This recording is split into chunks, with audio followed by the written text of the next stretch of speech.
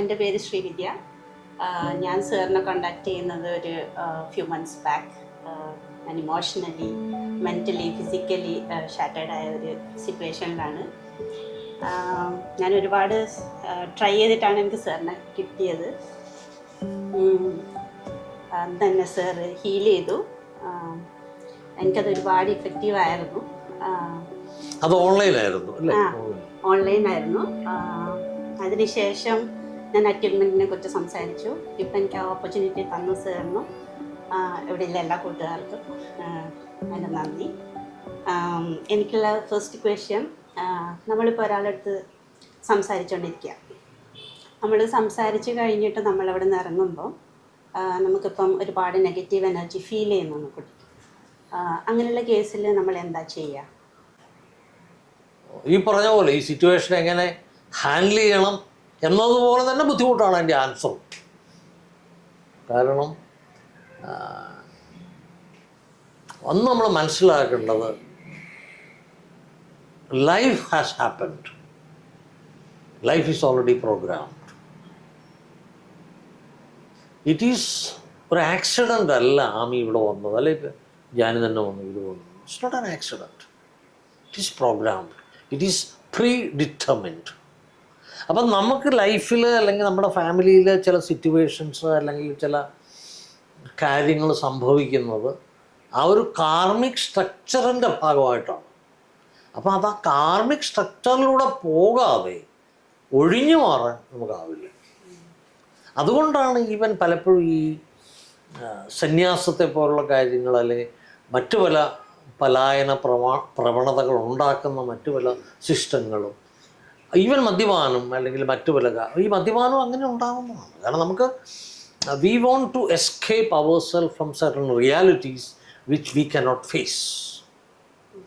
അപ്പോൾ അത് ഫേസ് ചെയ്യാനുള്ള തയ്യാറെടുപ്പ് വരുമ്പോൾ തന്നെ നമ്മുടെ സാഹചര്യത്തിൽ അതനുസരിച്ചുള്ള മാറ്റങ്ങളുണ്ടാവും. അപ്പോൾ യുവർ ക്വസ്റ്റ്യൻ, ആ ക്വസ്റ്റ്യൻ്റെ പ്രശ്നം എന്താണെന്ന് വെച്ചാൽ, ഇങ്ങനെ ഉണ്ടെങ്കിൽ എനിക്ക് എന്തു ചെയ്യാൻ പറ്റും, എങ്ങനെ ഒഴിഞ്ഞു മാറാൻ പറ്റും, ആ ക്വസ്റ്റ്യനിലാണ് പ്രശ്നം കിടക്കുന്നത്, ആ ചിന്തയിലാണ് പ്രശ്നം കിടക്കുന്നത്. അപ്പോൾ ആ ചിന്ത മാറ്റുക. എനിക്കൊന്നിൽ നിന്ന് ഒഴിഞ്ഞു മാറാനില്ല, ഞാൻ I am leading my karmic life എന്നുള്ളത്.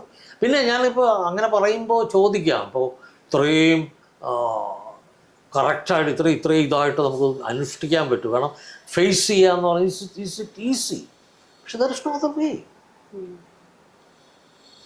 അപ്പം അവിടെ നമ്മുടെ ഇതിൽ രണ്ട് കാര്യങ്ങളാണ് പലപ്പോഴും ലൈഫ് സിറ്റുവേഷൻസിൽ. ഒന്ന് നമ്മുടെ റീസൺ ഒന്ന് പറയും, സബ് കോൺഷ്യസ് വേറൊന്ന് പറയും.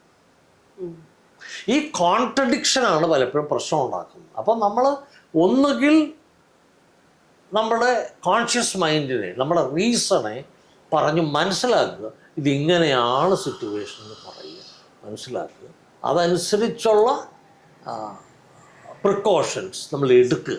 പ്രാക്ടിക്കൽ സൈഡിൽ അങ്ങനെയാണ്, പ്രിക്കോഷൻസ് എടുക്കുക, ഇന്ന രീതിയിൽ നീങ്ങണം, ഇന്ന കാര്യങ്ങൾ ചെയ്യണം എന്നുള്ള രീതിയിലുള്ള പ്രിക്കോഷൻസ് എടുക്കുക. പിന്നെ നമ്മൾ ultimately convince ourselves there's no other way ചെയ്യാന്നുള്ളൂ. അതുകൊണ്ടാണ് പലപ്പോഴും ഡൈവോഴ്സുകൾ പരാജയപ്പെടുന്നത്, അതുകൊണ്ടാണ് പലപ്പോഴും സന്യാസം പരാജയപ്പെടുന്നത്. സന്യാസം is a great institution, it's a great thing. I am not denying that സന്യാസം is even my guru Chinmayananda Swamiji was a സന്യാസി.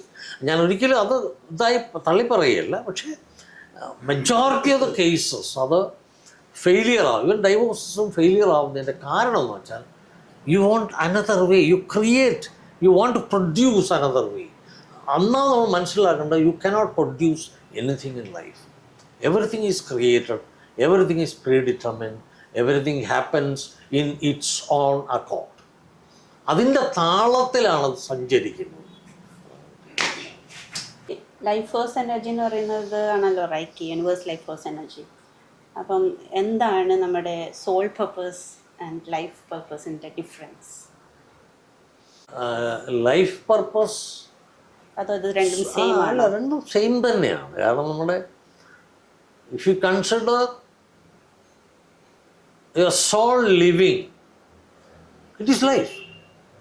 അപ്പം അതിനാണല്ലോ ലൈഫ് പർപ്പസ് എന്ന് പറയുന്നത്.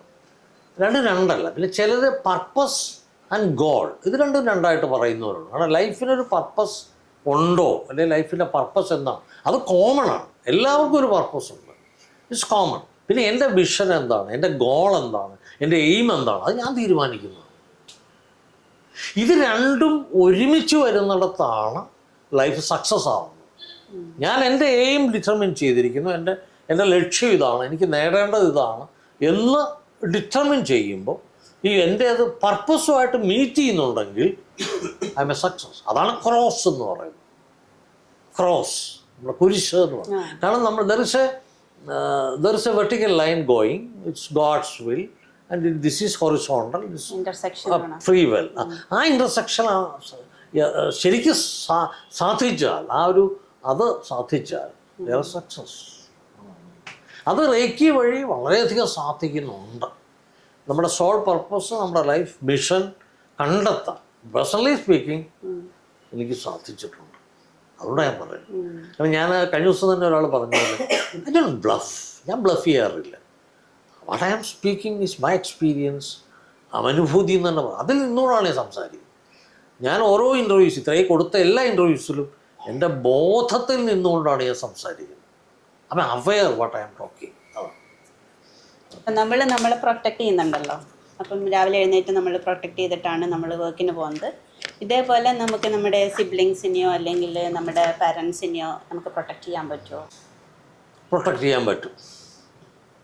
നമ്മളെ പ്രൊട്ടക്റ്റ് ചെയ്യുന്ന പോലെ തന്നെ നമ്മളെ പേരൻസിനെയും സിബ്ലിങ്സിനെയും ഇൻലോസിനെയും ഹസ്ബൻഡോ വൈഫോ സ്പൗസിനെയും ഒക്കെ നമുക്ക് പ്രൊട്ടക്റ്റ് ചെയ്യാൻ പറ്റും. ആ പ്രൊട്ടക്ഷൻ അവിടെ നിലനിൽക്കുകയും ചെയ്യും. എല്ലാത്തിനും പ്രൊട്ടക്റ്റ്. നമ്മുടെ പ്രോപ്പർട്ടീസ്, നമ്മുടെ ഇപ്പോൾ തന്നെ നാട്ടിലുള്ള പ്രോപ്പർട്ടി, യുവർ ഔട്ട്സൈഡ് നാട്ടിലുള്ള പ്രോപ്പർട്ടി നമുക്ക് അവിടെ ഇരുന്നുകൊണ്ട് തന്നെ പ്രൊട്ടക്റ്റ് ചെയ്യാം. അതിന് ഡിസ്റ്റൻസ് സിമ്പിളൂടെ കൊടുത്തിട്ട് നമ്മൾ മറ്റേ സിമ്പിൾ ആർ സൈഡും കൊടുത്തു കഴിഞ്ഞ് പ്രൊട്ടക്ഷൻ. നമ്മുടെ വാഹനം, എല്ലാവരും വാഹനം യൂസ് ചെയ്താണ് ജോലിക്ക് പോകുന്നത്. അപ്പോൾ അത് നമുക്ക് പ്രൊട്ടക്റ്റ് ചെയ്യാം. അതിൻ്റെ പ്രൊട്ടക്ഷൻ നമുക്ക് കിട്ടും. അതാണ്, അതൊരു ഇറ്റ്സ് നോട്ട് ഒരു ഹൈപ്പോത്തിസിസ് അല്ല, ഇറ്റ്സ് എ റിയാലിറ്റി. അതോ ഞാൻ റിയാലിറ്റിയെക്കുറിച്ച് മുമ്പ് പറഞ്ഞ ഒരു ഇത് ഓർത്തുകൊണ്ട് പറഞ്ഞെന്നുള്ളത് ഇറ്റ്സ് എ റിയാലിറ്റി. അത് ആ സിമ്പിൾസിന് അതിനുള്ള ശക്തിയുണ്ട്. പിന്നെ നമ്മുടെ ഇൻറ്റൻഷൻ, ഈ റേക്കിയിൽ പ്രധാനമായിട്ടും visualisation, intention and intuition. Visualisation, intention and intuition, ഇതാണ് റേക്കിയിൽ ഏറ്റവും പ്രധാനപ്പെട്ട പ്രിൻസിപ്പിൾസ് എന്ന് പറയുന്നത്.